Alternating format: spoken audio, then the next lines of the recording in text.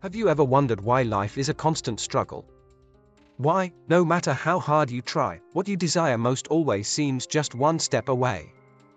Society has taught us that we must fight to achieve, face life, overcome obstacles, but what if I told you that the solution isn't in fighting?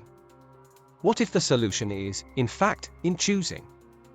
The central concept of transurfing is that the world isn't a one-size-fits-all place. We all live in the same material reality, but for each of us, the world is unique.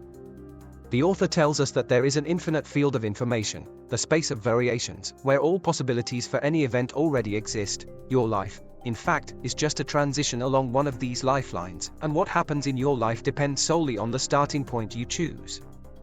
Most of us live as if we were in a play, thinking that our role and setting are already defined, without realizing that it is possible to move to another theater, with different decorations, and even with a different interpretation.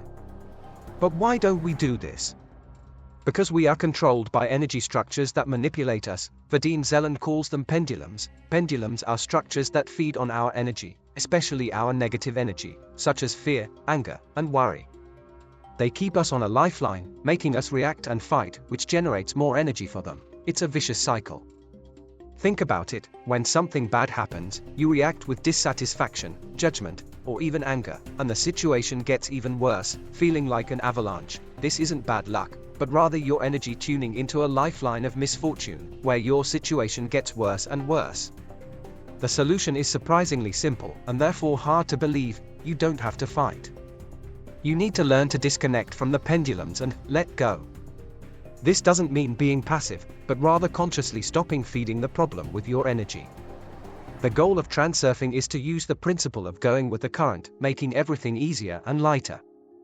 It's not a method of effort, but rather a fundamentally different way of thinking and acting in order to receive what you want.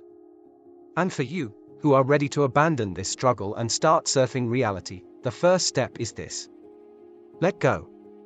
Release the importance, the dissatisfaction, and the judgment. Allow yourself to choose a new life path. To delve deeper into this concept and learn how to surf reality, find the book at the link in the description. If you enjoyed this summary and want more content like it, consider subscribing to the channel.